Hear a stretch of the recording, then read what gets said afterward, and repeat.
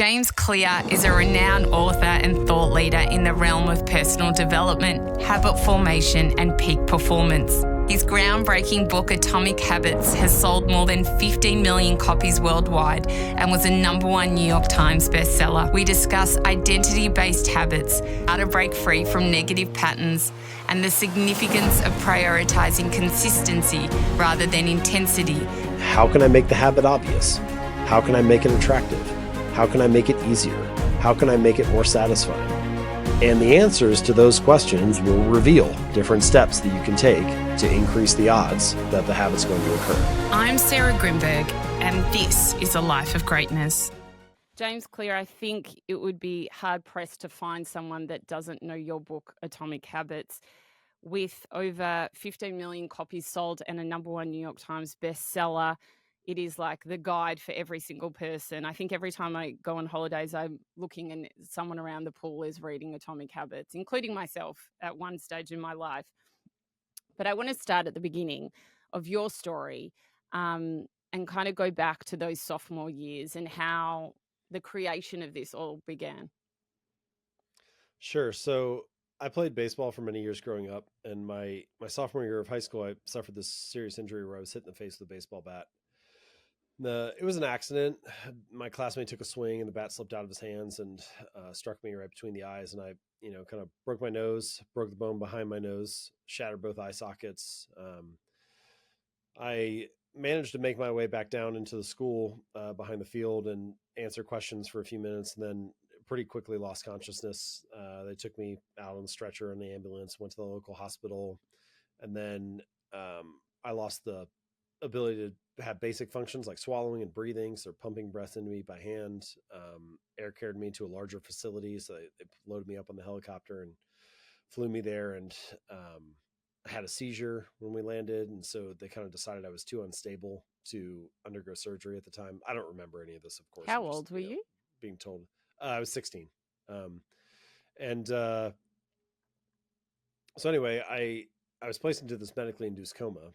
And it wasn't until the next day that I was stable enough for them to release me. And that started this very long process of recovery.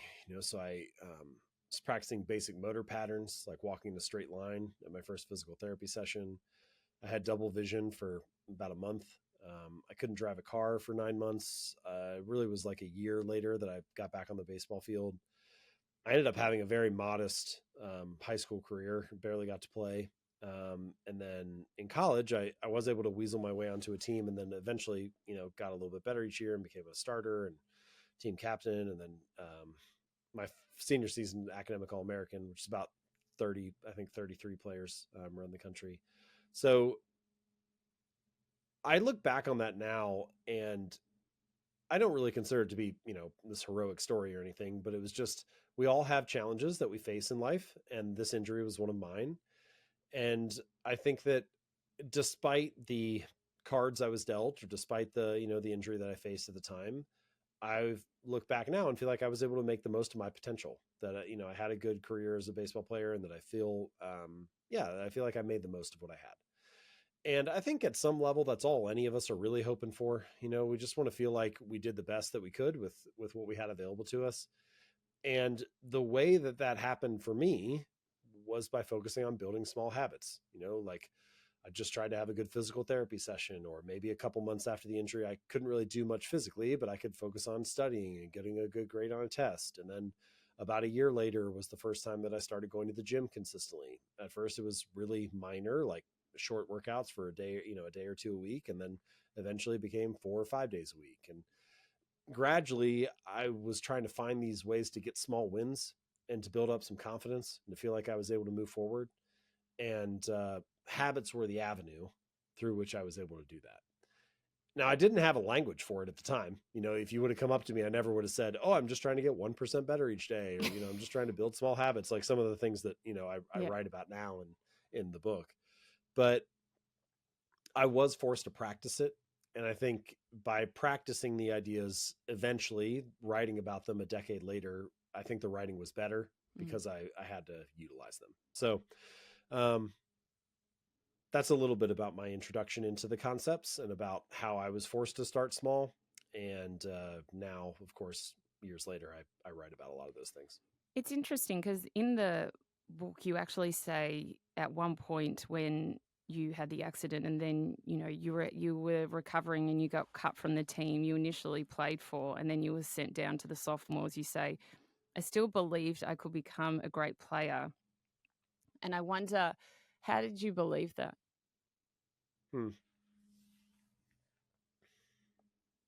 It's an interesting question.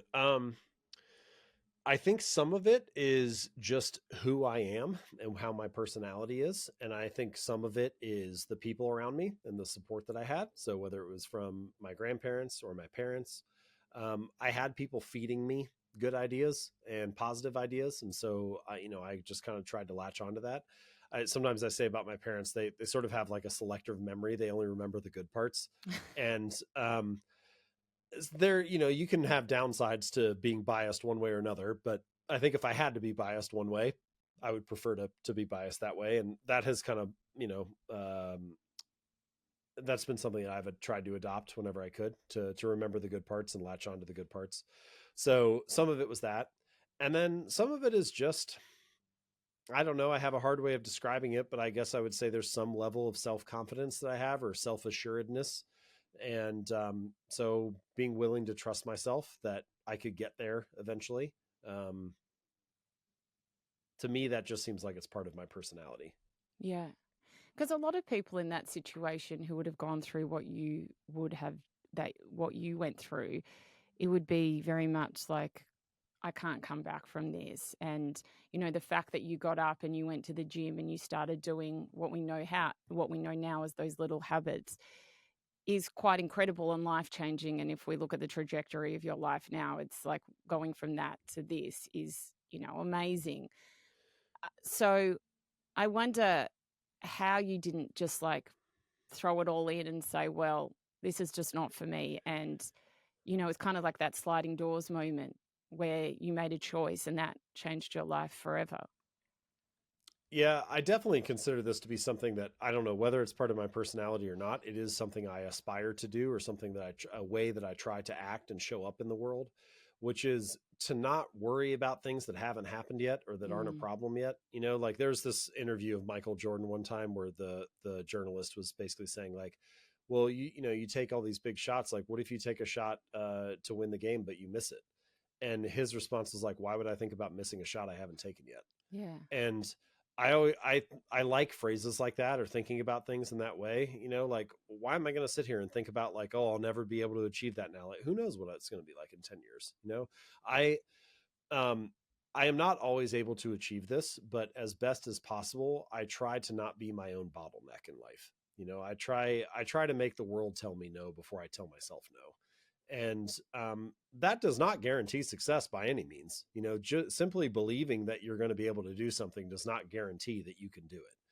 But not believing it or thinking that you can't do something almost always is enough to prevent it from happening. And so I try to avoid having this internal monologue that is stopping me before the world is stopping me, that I try to avoid ruminating on things or worrying about things that haven't happened yet.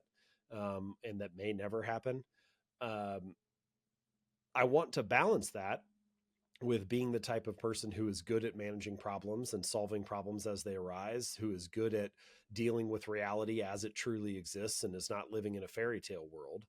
But I do think it generally, the best form of mental toughness is a mindset that can handle uncertainty and the trust that you will be able to figure it out as needed, rather than trying to worry or prepare or plan for every possible iteration.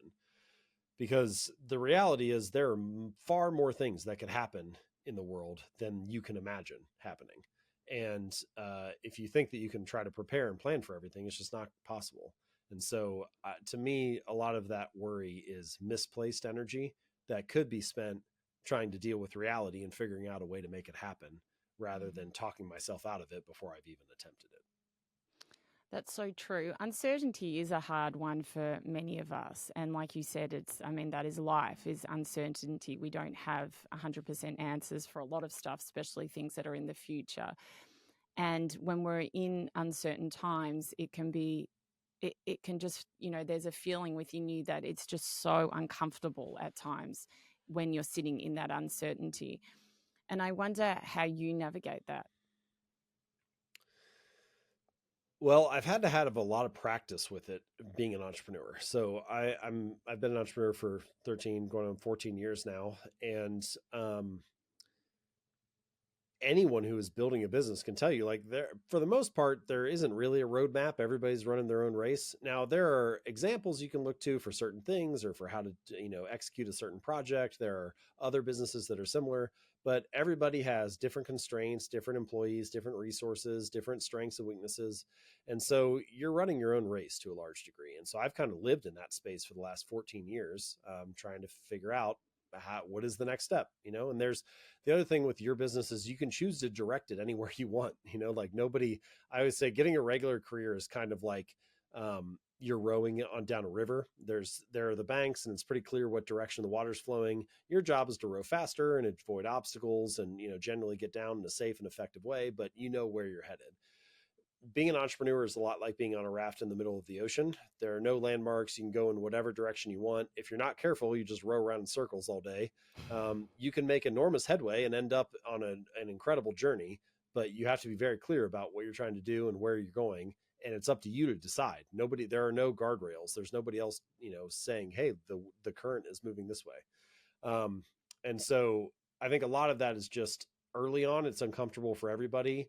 The more that you deal with it and the more that you kind of manage those situations, the greater your confidence becomes and the more trust you have in yourself. So I think the practical answer to this question is you start small and you prove it to yourself with small wins. Mm-hmm. And with each small win, you gain confidence in your ability to handle the situation or to come up with a solution in the moment. And as you do those things, eventually you come to deal with uncertainty without fear. You come to just face it as the next thing rather than worrying about it or what it might mean or using it as a reason to paralyze yourself. Mm. I also did a fair amount of, I never traveled internationally until I was about 23 or 24 years old, but throughout my 20s, I did a fair amount of independent travel. And I do think that helped shape that confidence for me. You land in a country where you don't speak the language, you don't know anyone, you're on your own. You got to figure out basic stuff like how does the bus line work, or how do I get to the hotel, or where am I going to get the next meal at? And these are not enormous, earth shattering problems, but it'll make a lot of people feel pretty uncomfortable to get dropped into that situation. And the more that you learn how to manage it and deal with it, I think the more confidence you gain in yourself being able to handle situations of uncertainty. That's so true. You talk about, the tiny changes making a big difference. And you use the example of like a plane going, off its route slightly by 1%. A lot of people think those tiny changes aren't doing anything, but I would like you to talk to that and why they actually are so important. So, if you're taking off on a plane from Los Angeles and you're heading towards New York, all you got to do is shift the nose of the plane 6, 7 feet, maybe 8 feet. And you end up in Washington, D.C. rather than New York. It's just this small shift in initial trajectory that when compounded over the distance of the United States puts you in a very different destination. Life is often like that. You have this small change in initial trajectory. It doesn't feel like much to read for 10 minutes a day. But the person who always goes to bed a little bit smarter than they were when they woke up, the person who always finds a little bit of time to learn something new each day, over 10 or 20 or 30 years, that can be a pretty meaningful difference in wisdom and insight. It doesn't feel like much to, knock out one extra task each day. Maybe it's sending one email or making one extra sales call. On any given day, that does not make you an all-star. But over a 10 or 20 or 30-year career, the person who always makes one extra sales call ends up with better results. And so this small change in initial trajectory, this action that seems pretty insignificant or easy to dismiss on any given day, it compounds, it transforms over time. Time will magnify whatever you feed it. So if you have good habits, time becomes your ally. And every day that goes by, you put yourself in a stronger position. And if you have bad habits, time becomes your enemy. And every day that goes by, you dig the hole a little bit deeper. And so I think this is one of the big things, kind of the pillar ideas from Atomic Habits, which is this emphasis on trajectory rather than position. There's a lot of discussion about position in life. What's the number on the scale? How much money's in the bank account? What's the current stock price? What are the quarterly earnings? We have all these ways of measuring our current position. And then if we aren't where we said we wanted to be, or we haven't achieved what we set out to achieve, we start to feel guilty or judge ourselves for it. And what I'm encouraging is to say, listen, just for a minute, like, let's stop worrying so much about our current position and instead focus a little bit more on our current trajectory. Is the arrow pointed up and to the right, or have you flatlined? Are you getting 1% better or 1% worse? Because if you're on a good trajectory, all you need is time. But if you're on a bad trajectory, it's not going to end well, even if you're in a pretty strong position right now. And so this concept of shifting the nose of the plane a few feet or getting 1% better each day, trying to emphasize trajectory over position, it's really about getting you to ask yourself, am I walking the right path? Am I on a good path right now that'll lead me to where I want to be, or does something need to change? And I think that's one of the most powerful things that your habits can do, is they can set you on the right path. And I think also, if we're not taking, if we're doing the small things at the start, especially if we're building habits, it's a lot easier than completely changing our life and, okay, I'm going to do this habit and then this and this and this, and then it's just hard to maintain. But those little ones are far easier. I wonder, my producer and I were just talking before you came on, and we were talking about our phone addiction. And I was like, I'm going to ask James about this and how we're both addicted to our phones. And it's like a shocking habit. And, I'm in the personal development space and have been for many years. I can reel off all the reasons why not and tell everyone, preach it to everyone else. But it's something that I find and my producer finds really hard, right? Because, it's email, it's messages, it's a host of things, social media, which, obviously can be hideous at times, but also good in other senses. And I wonder, how do we beat phone addiction? Well, what you're mentioning is one of the core problems, which is that there is a blending of context. There's a blending of usefulness and unusefulness that is happening on the same device. And one thing that research has shown is that, generally speaking, it's easier to stick to a new habit if it's the single thing that's happening in that context. So if you're trying to build a meditation habit, that you have a spot, a corner where you have a pillow and it's the meditation corner, and that's the only thing that happens there. Or if you're trying to build a journaling habit, there's one coffee shop that you go to, and that's the journaling coffee shop, and it's the only thing that you do there. And by linking very cleanly and very clearly a new habit to a specific context, it becomes easier for that to be the thing that you do. And you slide into that pattern when you're there and you don't get distracted. Your phone is like the exact opposite of that. It's so easy to get distracted because all you have to do is just tap your thumb on a different part of the screen, and suddenly you're listening to an audiobook or playing a video game or browsing social media or reading on your favorite website. And because it can do so many different things, it's almost impossible for it not to distract you, unless you take a radical measure like deleting all the apps. So this is something I've just done the last year and a half or so, but I don't have any social media on my phone anymore. I can use them on my desktop, but I just don't have the apps on my phone. Email was the most radical one that I did about 6 months ago. I don't have email on my phone anymore. I can use it on the desktop, but I don't have it on my phone. And what I found was that, if I'm being honest about when do I truly need to answer an email and I only have my phone with me, it's probably twice a year that happens. And if I'm in a situation where I'm in an airport, I'm not around a computer or whatever, and I have to get to this response out right away, I'll just download the app again and send the email, and then I'll delete it. And that's enough friction that I'm not going to download the app just to check Gmail randomly because I'm bored and don't have anything to do for 20 seconds. But I will download it if I genuinely need to get this email out. And so by introducing a little bit of friction, that changes how I use the phone. And I have noticed over the last 6 months or so, I am a little less likely to pick it up because there's not that much useful that happens on it. It's just not as interesting as it was before. I'll pick it up if I need to text somebody or if I need to call someone. I can still get on the internet. I do still have a web browser on there. So that's probably the thing I do most frequently now, is look at websites, but no social media, no email really changes how I use it. Wow. The other thing that I'll mention is that a lot of these things, these habits that we feel like, I just do them a little more than I want, or I don't want to spend so much time on them, it's not that we don't want to do them at all. It's just that we don't want them to occupy as much space in our life. And so I found that if I can redesign my environment a little bit, that often is enough to curtail the habit to the desired degree. So, as an example, with our phones, I can't do this every day, but I try to do it frequently. And whenever I do, I'd say, let's say 70% of days, I can leave my phone in another room until lunch. Wow. And I almost always have a better day when I do that. And I'm like everybody else. If my phone is next to me, I'll pick it up and check it every 3 minutes just because it's there. But if I leave it in another room, I have a home office. And so it's only like 30 seconds away, but I never go get it. And I always think that's so interesting. Like, did I want it or not? You know, like in the one sense, I wanted it bad enough that I would check it every 3 minutes if it was next to me. But I never wanted it so bad that I would walk 30 seconds down the hallway to go get it. And a lot of habits are like that. If you just introduce a little bit of friction, it will reduce itself to sort of the desired degree or to a better degree.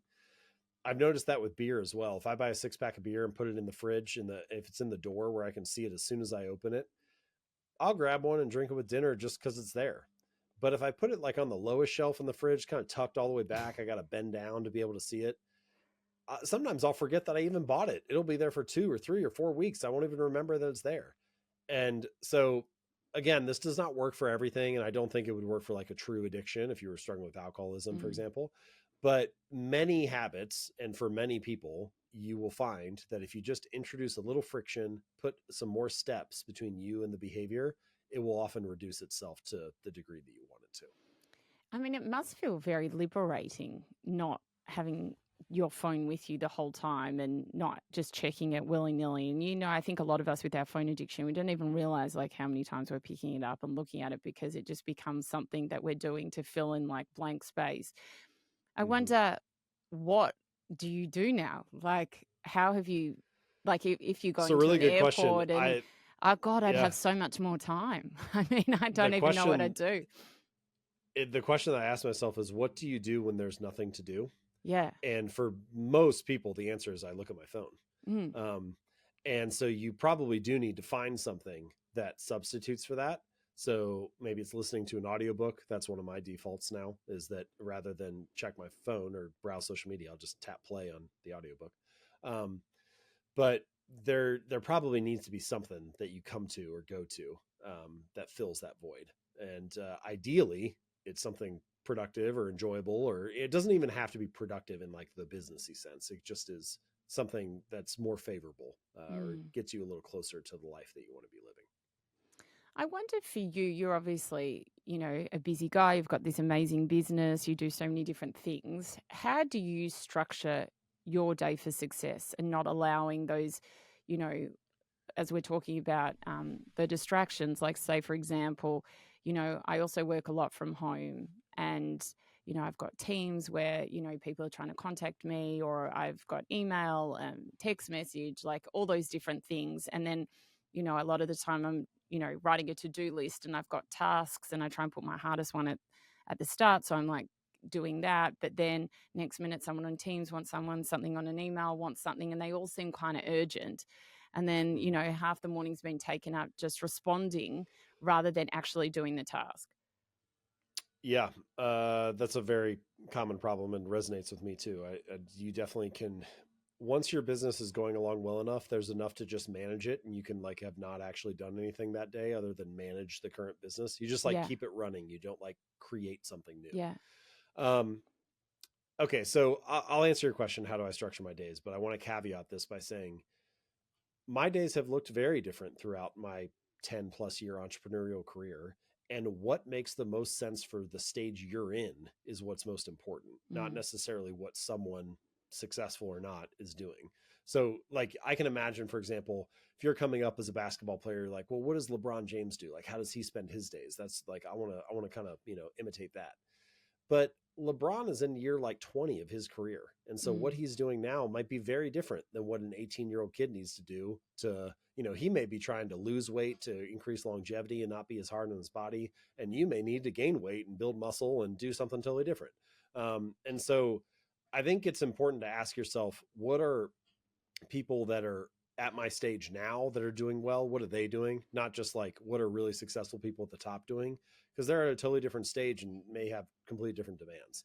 So with that having been said, early in my career, my days were very singular and focused. I would spend I would write 2 articles a week. So I wrote an article every Monday and Thursday, and I did that for the first 3 years. That was really the writing habit that kind of launched my career.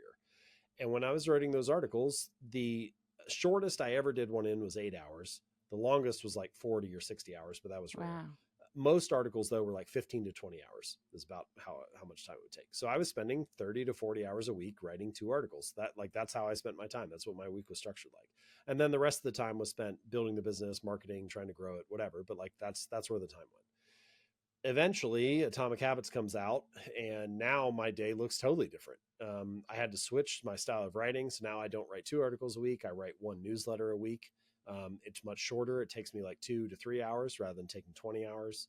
And the rest of the time is spent doing interviews, giving speeches, managing all the other inbound stuff that's happening in the business, and hopefully occasionally creating new things. Mm-hmm. And what I found was that after a year or two of Atomic Habits selling well, I was spending all my time managing things and not creating. And that's the part that I really enjoy. So this next phase, this current phase that I'm in for how my days look, is I have a few days a week, 2 days a week that are just kind of general and I can work on anything. But then for the other 3 days, I have themes. So like I work on a different project for each day. So like one day I might work on the book that I'm working on. Another day I work on just on the newsletter exclusively, or like finding material for future newsletters. So I have adopted another day I might have like for calls, like all calls happen on one day. That's the pattern that I'm in now that makes the most sense for my current stage, but it wouldn't have made sense for me 5 years ago or 10 years ago. So it shifts over time, but I'm currently at this stage where if I want to be creating in addition to managing everything, I have to have dedicated days that are like, this is just for creating. And the management stuff can happen outside of that. They say like you can't be what you can't see. And, you know, you kind of were talking about like looking to someone who's at your level to be able to see if they're successful, you know, what they're doing. And I wonder for you, you know, in your career now, who do you look to? Well, I don't have any one person that I look at and say, oh, I want everything that they're doing or everything that they have, but I have different people who I admire the way they do a particular thing. So like, let's just take one that a lot of people might wonder about, or that's very front and center in my business. So writing another book, or what do I want my career to look like as an author? If I look to other nonfiction authors who have an arc that I kind of like, I think both Malcolm Gladwell and Brene Brown have had interesting arcs. And the reason that I like them, Brene is probably like at the top of the game right now. And she doesn't produce a book every year. She's written quite a few. She's written 5 or 6 in the last probably 10 or 12 years. So that's probably a little more frequently than what I would like to do. But each time that she comes out with one, it's an event. And so there are other authors who they write a book every year. And there are many ways to win. Like there's nothing wrong with that. It just isn't a style that I kind of feel like I gravitate toward. Malcolm Gladwell is probably even less frequent. Like he probably is a book every 4 years or something. And that kind of pace feels right to me, where it's like, I'll do it. I'll try to make it the world's best book on that topic. And then it'll be a big thing. It'll be an event when it comes out. And then I'll kind of, you know, hole up and spend another few years working on the next one. I don't have any particular timeline that I need to hit. Like I don't need it to be every 4 years or 5 years or something like that. I'm only going to write a book if I feel like I really have something to say about it. But as far as like people that I look to and say, you know what, I kind of like how they approach that. Those are 2 examples. You say in the book, if you're having trouble changing your habits, the problem isn't you, the problem is your system. Can you talk to us a bit about that and why it's not so much our problem? Because I think a lot of the time people would think that it was. Well, when people are trying to change and they attempt something and then it doesn't work out, it's very easy to get into this kind of like thought spiral where you're like, well, of course it didn't work out. I always fail at that. Or, you know, of course, you know, that wouldn't happen for me because I'm not good at that. Or we have these stories that we tell ourselves about who we are and what we're good at and what we're, capable of. And what I'm trying to encourage with that sentence is to get people out of that mindset and to stop assigning so much self-worth to an outcome, or to stop getting wrapped up so much in whether things worked for you in the past or not. I'm not even guaranteeing that this will work. All I'm saying is I just need you to be open to the possibility that it will work. Because if you are not open to the possibility, then you'll find all kinds of ways to sabotage it and to prevent it from happening. And I think as best as possible, it'd be nice to just leave some of that mental baggage to the side as we're starting out. And so my way of encouraging that is to say, listen, this isn't about you. Okay. We don't have to make this so much about what you believe about yourself or whether you failed in the past or any of that. It's just about setting up the right kind of system. It's about creating the right conditions for success. And if we can structure this in the right way, if we can put you in a good environment and give you a structure and a strategy that is effective, then we're much more likely to be able to follow through on the things that we hope to do. And so that's what that sentence is intended to kind of get at. And I suppose if people, like, say, for example, if they're trying to lose weight or something like that, what is how would you set up an environment to best win in that situation? Well, there are many different things that we can do, but it's probably good to just zoom out for a second and get everybody on the same page here in terms of my approach. So I covered this in Atomic Habits, but from a very high level, if you want to build a good habit, there are kind of 4 things that you want working for you. So I call them the 4 laws of behavior change. The first thing that you want is you want to make your habits obvious. So that's the first law, make it obvious. You want to make it attractive. So you want your habits to feel compelling, interesting, engaging, motivating. The third law is to make it easy. The easier, more convenient, frictionless, simple a habit is, the more likely it is to be performed. And then the fourth and final law is to make it satisfying. The more satisfying or enjoyable a habit is, the more pleasurable or rewarding it is, the more likely you are to feel compelled to repeat it in the future. And there are many ways to do each of these things. So we can talk about, more examples as we go forward, but make it obvious, make it attractive, make it easy, make it satisfying.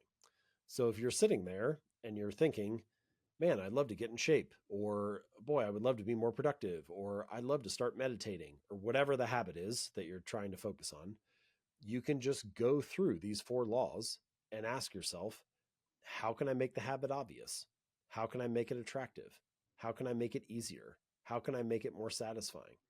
And the answers to those questions will reveal different steps that you can take to increase the odds that the habit's going to occur.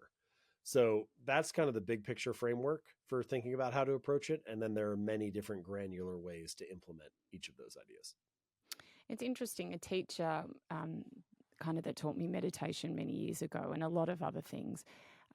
He always said that knowledge is the precursor to experience. And it's just so true. Like when he would explain the different meditations he was doing, you would understand the science behind them. You would understand everything that was happening in your brain. And once you had that knowledge and you went into the meditation, the experience was so different and so profound. And there's not a morning that goes past that I don't wake up and do meditation. It's just this habit that I love and something that I just know is so good for me, but I actually really enjoy doing it. And I wonder, from your knowledge of habits, what you found in relation to like people understanding the benefits of what they're actually doing. Well, the more that you understand the benefits, or the more that you believe that there are benefits, certainly the more compelled you're going to feel to do something. If you assign a lot of value to it and feel like, oh, this is really going to benefit me in my life, then you have a good internal story or narrative for why you do it. I actually think the most interesting phrase that you just used as you were kind of laying out this question is that you actually enjoy it, that you enjoy meditating. And I think I did not write this in the book. I didn't include this in Atomic Habits, but I wish I had, which is one of the most important questions to ask yourself if you're trying to get a habit established is, what would this look like if it was fun? What would it look like if it was fun to meditate? What would it look like if it was fun to go to the gym 3 days a week? What would it look like for me if it was fun to write every day? And there are many ways to do each thing in life. Like there may not be 1,000 ways to do something, but there's almost always more than one way. And so I think it's worth it to ask yourself, what is the version of this habit that I'm most excited about, Mm. that feels the most fun to me? And, like as an example, most common New Year's resolution is some form of exercise, to go to the gym. I kind of feel like a lot of people go to the gym in January because they feel like that's what they should do, or that, it's like something that they're expected to do or that society wants them to do. But there are many versions of living an active life. You Mm. could kayak or rock climb or do yoga, or there's all kinds of things. We could come up with a very long list. And you should choose the version of that habit that you're most genuinely excited about, because if Mm. it feels fun and engaging to you, you're going to be much more likely to stick with it. In a lot of ways, I feel like this is one of the biggest hurdles to cross early Mm. on is, does it genuinely feel fun to me? Does it genuinely feel exciting to me? And if it does, you're going to find nearly endless ways to improve. But if it doesn't actually feel fun or enticing, if it doesn't feel engaging or interesting, even the obvious improvements are going to feel like a hassle. Mm. Like pretty much everything's going to feel like a chore if you're just trying to force yourself to do it. So I think that's one of the best questions to start with is, what would it look like if this habit was fun? It's so true. Years ago, I used to run because I thought, oh, firstly, it's easy. You just leave your house and you just run. It's not costing me anything. Secondly, I come back and I'm like drooping in sweat. So, it's obviously done something for cardio and, it's a good workout. And as the years passed, I thought, I don't really like this. Like I was dreading getting up, going for a run. Melbourne winter, it's freezing. And then one day I thought, why am I doing this? Like, I actually despise it. And then I started, doing boxing and things that brought me joy. And I've never looked back. Like, there's not a day that doesn't go past where I'm like, oh, I, love going and doing personal training or doing boxing session with my coach. And I think exactly to your point, like, why was I doing something that I did not like? Because I mean, I'm the sort of person that will do it anyway, but a lot of people won't. They'll do it a couple of times and then they'll stop. So I think there's something really in that. Like with meditation, like find a meditation that you like. Like when I first started meditating, I did a few and they were so boring and that put me off for months.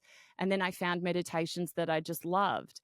And there will always, I believe, be a version of a habit that you will like if you kind of look, hard enough. So there's two things to consider here. The first is you have to give yourself permission to experiment a little bit. Yeah. I think some people, they kind of feel like, if I was going to be successful at this, then it would just mean that I could do it straight out from the gate and just do it well. And if I fail, if I only do it for 4 days and then it doesn't work, well, then that must mean I'm a failure. And my response would be, no, that's not what it means at all. Just try a variety of ways to do this thing, and maybe you need 7 or 8 or 9 tries. And it's not actually until the 9th attempt of doing it differently that you figure out the version that works for you. So Mm. first you need this kind of a willingness or giving yourself a permission to experiment a little bit and to not be perfect right from the start. And then the second thing, one strategy that almost always makes it a little bit more attractive, or that almost always helps it be a little bit more fun or not seem as intimidating, is to scale it down. Mm. So maybe doing 25 minutes of meditation seems like a lot for somebody who's just getting started. And that seems, maybe you can do it for the first week because you're motivated, but then you get in the second week and you're tight on time, or you're tired or stressed from work or something. And you're just like, oh, forget it. Like, this isn't going to be fun. I don't have time to do it. Or you can pick any other habit, like there are many things that are like that. But if you scale it down and say, hey, actually, I'm only trying to build a habit of meditating for 1 minute. Well, now that's so short that even if you forgot the whole day and you get to the end of the day, like you can just sit on the bed and meditate for 1 minute before you fall asleep. Um, and so you make it so easy that you almost can't say no to it. Mm. And that, I think, naturally, it doesn't automatically mean that the habit is fun, but it does give you a chance to make it feel like a little bit more of a game. Like, Yeah. oh, can I just get my 1 minute in? Like, that's kind of an interesting little thing that I'm doing. It doesn't have to occupy such a big, serious space in your Mm. mind where it's like, well, if I didn't do this 45-minute workout, then it must mean that I'm a loser and that I don't really care about my health and that I always fail on this or whatever. Like that, I think that's too much weight to place on it in the beginning. It doesn't have to be like that. Mm. Let's scale it down, make it playful, make it fun, find a version that seems naturally compelling to you, and then get it integrated, get it to be part of your life. And then you can scale it up and increase it from there once you've gained a little bit of a foothold. I want to talk about purpose and meaning because I know I've heard you say that, with your business at the moment, you're obviously very successful in what you do, and you have the choice now to be able to pick and choose what you want to do. So I heard you say that you get asked like 2 or 3 times a day to do a speaking request and other bits and pieces. How do you choose the things that bring you joy, but still at the same time, obviously balance your home life? And, where does money come into this? Because I know a lot of entrepreneurs are more about like, how much can I accumulate? Tell us a bit about what you do. Well, the answer depends on the category of thing that we're talking about. So, I don't treat everything in my life the same. Like I don't treat the way that I optimize family life the same that I optimize my writing habits, or the same that I optimize like speaking requests or things like that. So Yeah. I've got different strategies for different things. And the other thing that I should say before I'll share my answer, but the other thing that I should say is, honestly, like I'm still trying to figure it out too. Like nobody, this idea that like there's these people out there who have it all figured out and like you just need to go to them for the answers. Like I don't know, like I'm still trying to make my way as well. So, with that said, there is obviously a restriction on time. And so that's a big constraint. How much time do I have to do these things? And before Atomic Habits was published, I spent a lot of time writing and working on the book, and the career burner was kind of cranked on high, and I wasn't really spending that much time with family and friends. And then now the book has come out and I have kids now. And so the family burner's cranked up higher and the work burner's cranked down lower. So I probably have maybe 40% of the hours that I had for a work week that I had, before the book came out.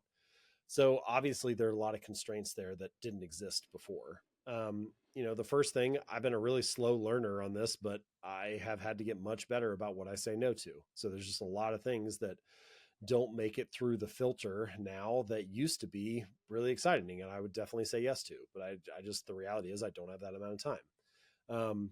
So I'm always about 3 to 6 months behind on what I should be saying no to. So I'm still learning too slowly, but I have improved quite a bit there. Second thing is I've just had to eliminate some stuff. So, for the first 10,000 email subscribers that I had, I responded to every person who signed up individually. I would send them all a message to say, thank you so much for signing up. Really excited to have you here. Like, this is what I write about. I'll be sending new ideas your way soon. And after 10,000, that just became unsustainable. So, I couldn't do that anymore, but I would still, from about 10,000 subscribers up until about like 400,000 or so, I would still respond to any message that people sent. So if they sent me an email, I would reply. Mm. So I wasn't reaching out now, but I was responding. Then once I got to be like 500,000 to 1 million subscribers, that was not sustainable anymore. And I just couldn't spend time responding to emails. And I still hate that because I kind of feel like I don't have as good of a read on the audience as I used to, but it's just the reality is I can't spend time doing that. So some of that stuff has changed and has been eliminated to try to create space.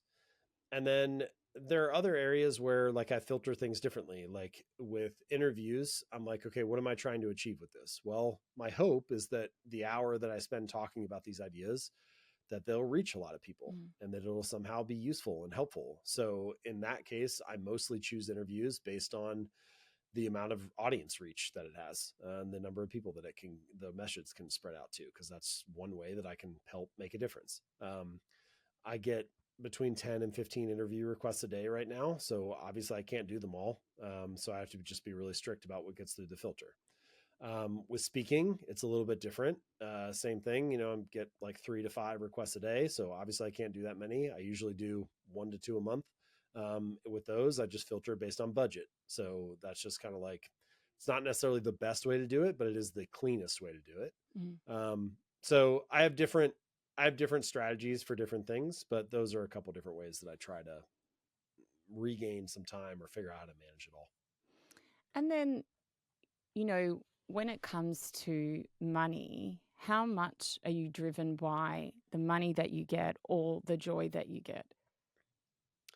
What's funny is I actually used to be driven by money a lot less. I think the most pure that my motives were when I was starting out and wasn't making any money. Yeah. I was just doing it. I started writing about this stuff 14 years ago, just because I thought it was interesting and I wanted to help make a difference and try to share something meaningful. And it couldn't it couldn't have been about the money because I wasn't making any. Like it was just about trying to make an impact and share something useful with people. And I did at some point believe in my mind, if you provide enough value to other people, it'll find its way back to you somehow. And Mm. you will have a successful business if you can connect with enough people or provide a useful service to a large enough audience. And that did end up being true, but I was kind of just operating on faith with that argument at the time. So anyway, all of that to say, early on, it was just purely about making a difference. Gradually, like I would say the first 5 years were like almost always, it was almost like a form of service. There was so little money coming in. I could make ends meet. So that was good. And then eventually I started making enough money that I was living a comfortable lifestyle, but it really was just about trying to provide as much value as possible. Once the book blew up and all these opportunities are coming your way, now all of a sudden there's this like entrepreneurial management of the whole system. So it's like, okay, I'm looking at 6 different opportunities that I could do. One of them might reach a little bit more people, but make half as much money. The other one might make twice as much money, but reach, say, 60% of the audience. Which one should I do? And I still don't have great answers to that sort of thing, but I have to make decisions like that all the time. And it's common that I'll choose the one that like will pay better. And I'll reach a few less people, but I'll be able to take that money and put it into growing the newsletter and reaching Mm. more people for free every week, or growing the social media audience and putting more ideas for free out there. So it kind of feeds itself. And once the money is an option, like I said, it wasn't an option for me early on, but now that it is, you start getting into this much more creative mode where you're like, well, if I could earn more, then maybe I could take that and put it toward projects that can make a Mm. bigger difference. Like for example, my latest project is that we're launching an iPhone app. So it's a habit tracking app and an app that shares a lot of my best ideas about building better habits and so on. And apps are expensive to build and maintain. And so, in this case, it makes sense to do things in the business that drive more revenue so that I can channel it toward a new product or service that could benefit the audience. So it's the decision making is actually strangely less clean now than it used to be. But I would say that at the core of it, all I really want is to be able to provide something useful. Mm. And of course, we all want to make good money from the things that we do, and everybody wants to not have to worry about money and to live a comfortable lifestyle. And um, so I think anyone in that kind of situation would want to be able to achieve those kind of financial goals for themselves. But I have noticed that while the money is nice and it can make you feel powerful in some sense, I definitely get more meaning and purpose out of the comments that I get from readers that Mm. this book was life changing for me, or I took this and I was able to write my own book because of it, or I finished a half marathon because of it, or whatever. Because I just want to feel like I'm making my own little contribution Mm. to my corner of the universe. And it's those comments that make me feel that way, not, the number in the bank account. Yeah. I think when you're lying on your deathbed, that's what you got to remember, the difference that you made, rather than, as you said, the amount of money in your bank account. I wonder for you, you say that habits kind of form our identity. And I believe that to be very true. But why do you believe that? Well, your habits are how you embody a particular identity. So every day that you make your bed, you embody the identity of someone who is clean and organized. Every time that you study biology for 20 minutes, you embody the identity of someone who's studious. And so your habits are kind of this avenue through which you provide evidence of being a certain kind of person to yourself. Every action you take is like a vote for the type of person you wish to become. So, no, doing one push up does not transform your body, but it does cast a vote for I'm the type of person who doesn't miss workouts. And no, writing one sentence may not finish the novel, but it does cast a vote for I am a writer. And individually, those are small things, but collectively, you start to build up this body of evidence. Each time you do a little habit, you cast a vote on the pile, and it starts to shift the weight of the story in favor of being that kind of person. And so I think in that way, there's a very direct connection between the small habits that you perform each day and the story that you tell yourself about who you are and what's normal for you, and what your lifestyle is like and the type of person that you are. And so your habits are actually the pathway through which you can prove to yourself that I am this kind of person, or I do have this type of identity. And I feel like this is a little bit more powerful than things that you might hear frequently, like fake it till you make it. I don't necessarily have anything wrong with fake it till you make it. It's asking you to believe something positive about yourself, but it's asking you to believe something positive without having evidence for it. And there's a word for beliefs that don't have evidence. We call that delusion, right? Like your brain doesn't like this mismatch between what you say you are and what you're actually doing. And so my encouragement, my suggestion is to let the behavior lead the way. To start with one small habit, whether it's one sales call or 1 minute of meditation or writing one sentence, but let that small action be evidence that in that moment you were that kind of person. And pretty soon you have every reason in the world to believe it. And I think this is ultimately where we're really trying to get with our habits. True behavior change is really identity change. It's really getting you to shift the story that you have about who you are and what's normal for you. And once you believe in that, once you start to take pride in being that kind of person, it becomes a little bit easier to stick to the habits. If you take pride in the size of your biceps, you never skip arm day at the gym. Or if you take pride in how your hair looks, you have this long hair care routine, you do it every day. And so it's really those elements of our story that we take pride in and that we believe are part of who we are that are a little bit easier to stick to day in and day out. And I think you can facilitate that by focusing on small behaviors that have a connection to your desired identity. We're coming off New Year's, and that's a time where people obviously, it's the number one habit forming time. New year, new you. But it's hard, there would be so much research, you'd know about it, where people stick to it for a couple of months and then they fall to the wayside. Why is that? And how do we allow that to not happen? Like, if people have set these goals, like, how can we make sure that they're keeping with them and that they don't, another year doesn't pass and they've done them for like a month or two?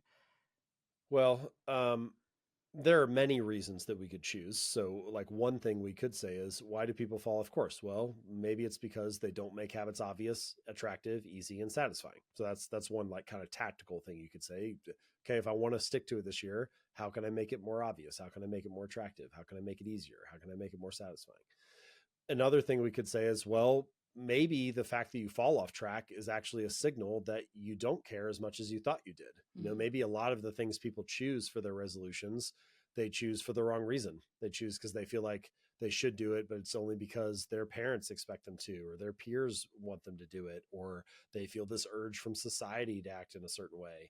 And what you really need is to choose the habits that you genuinely want to have, not that others want you to have. This comes back to that question we asked earlier of what would it look like if it was fun for me? Like you need to choose the version that feels right for you.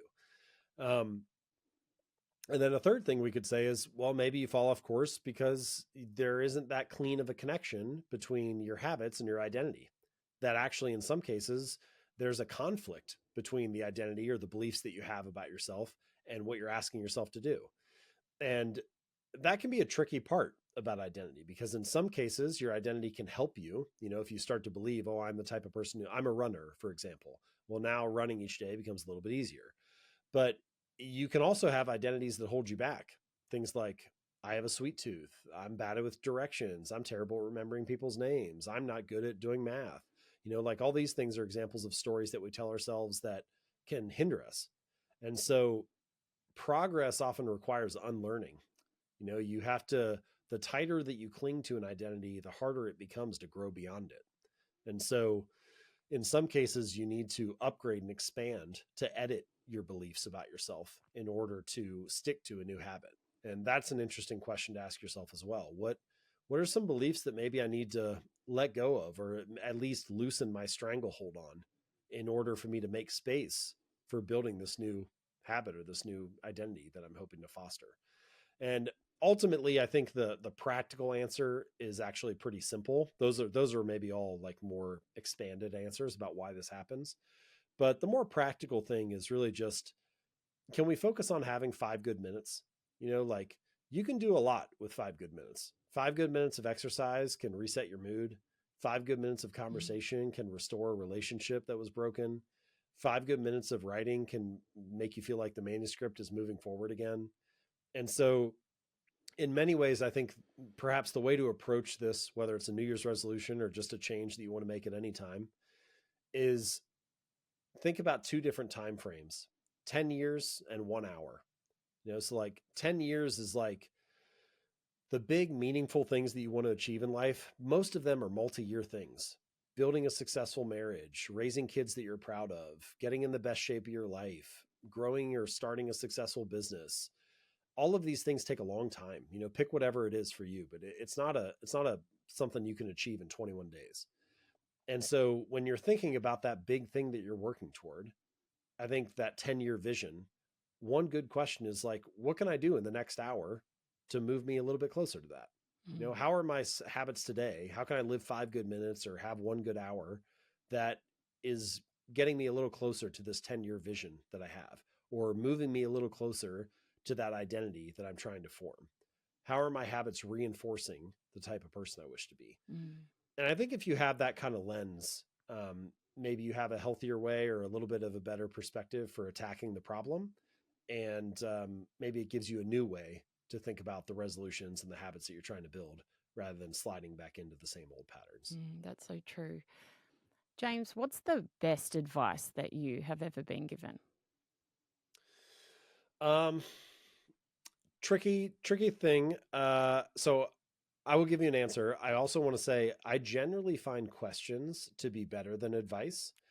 Advice is pretty brittle in the sense that it's context dependent. So like if your situation is not very similar to the advice that you're being given, it may not work. But questions are very flexible. So like one question that I really like is, what am I optimizing for?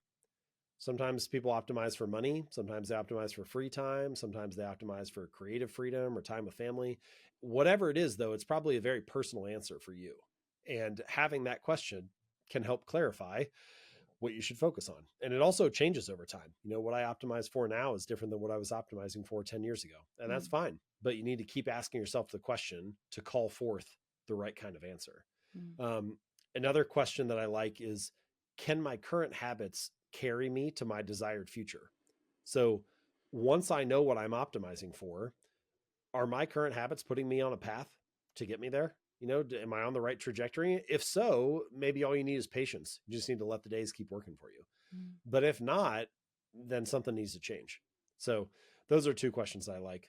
But to answer your original question, some advice that I got that was very helpful for me was try things until something comes easily. And that was advice that I followed really early in my entrepreneurial career. I tried a couple different business ideas. It was things kind of were okay, but they never really worked. It didn't kind of pan out. And then I started writing at jamesclear.com, and I started writing about habits. And it was obvious just right away, like within the first month or two, that things were going so much easier than they were before. Now, the caveat to this advice, it does not mean only do things if they're easy. Like you still have to work quite hard. But what it does mean is you need to pay attention to when your hard work is really clicking and paying off. And that was a situation where finally, about 2 years into my entrepreneurial career, I was trying something where the results were just coming so much easier than they were before. More people were interested, more email subscribers were signing up, more traffic to the website. I was engaged and interested in the content. It was just obvious that even though I wasn't making money from it yet, and I hadn't achieved what I wanted to achieve yet, I was on a good path. Whereas before, everything kind of felt like an uphill battle. And so try things until something comes easily. What's something that you wish for yourself? Well, there are all kinds of goals and ambitions and all that sort of stuff. But I think if I could wish for anything, I'd wish for peace of mind. To feel good and to feel satisfied and like I'm enough and what I have is enough. I have moments where I feel that way, and it's great. And I would love to have more moments like that. So I think that if I could wish for any one thing, it would probably would be peace of mind. Do you have a favorite prayer or saying or mantra? Um, It's interesting to think about like my self-talk and the type of things that I tell myself a lot. I don't think about them as like a prayer or a mantra, but they are like kind of philosophies that I come back Mm, to a lot. So, like one philosophy I have is always ask but never expect. mm, So, I don't want to talk myself out of asking for something that I want, whether it's to buy something or to attempt something or to ask for a favor from somebody. But I never expect for that person to do that thing. I think if you start to expect it, then you're entitled and it makes you, I don't know, it just leads to a lot of other things that I don't want. But if I always ask, then I'm not preventing myself from doing it. And that's kind of an unnatural thing for me a little bit. Like a lot of people don't like sales or don't like pitching themselves. And I'm kind of like that too. Like I don't want to it's sort of uncomfortable, but I'll try to remind myself of that mantra. Always ask, just never expect. mm, And then maybe if I can ask for it in a humble way, well, now I made the ask and we'll see what happens. And you'd be surprised how many things can work out if you always ask. mm. So that's one that I keep in mind. Um, Another one that I is just kind of like a base belief that I have that kind of sitting in the back of my mind is I can figure it out. Um, so I don't know the answer most of the time. And there are a lot of things that I might attempt that there's no playbook for, or that I don't have any examples of someone in my life who's done it, but I can figure it out. Mm. And I just sort of like try to stumble my way through life with that as, kind of my operating instructions. And our final question: what is a life of greatness to you? Um, I think if you start to compare, then maybe we get into what is the greatest life or what is, how can you achieve greatness or those kind of things. And I don't think that's necessary. I think you can just have a great life, whether it's the greatest or greater than others or whatever is maybe an irrelevant part of the question. And to me, a great life is one that has useful contribution. Mm, So you've been able to contribute something to the people around you. You've been able to provide some sort of value, whether it's by being generous or by being useful or by trying to create something new. But it probably involves some act of creation. Now, I'm using that in like the broadest sense possible. You could create a good moment with your kids today. You could create a new product that people could buy. You could create a new book that people could read, or a post or a social media post that people could read. It doesn't have to be a big thing. But humans are capable of this interesting form of magic, which is the ability to create something that did not previously exist. And that is, I feel like, one of the most powerful things that you can do with your life is to make something new. And so to me, a life of greatness is something where you have contributed something or created something new. And if you're able to do that for your fellow humans, then you've added your little bit to the pile of knowledge for humanity. mm. And I think you can go to bed and sleep well. James Clear, you definitely have created a lot of goodness in this world and helped a lot of people. So thank you so much for that. And thank you for the lovely conversation today. Wonderful. Thank you so much.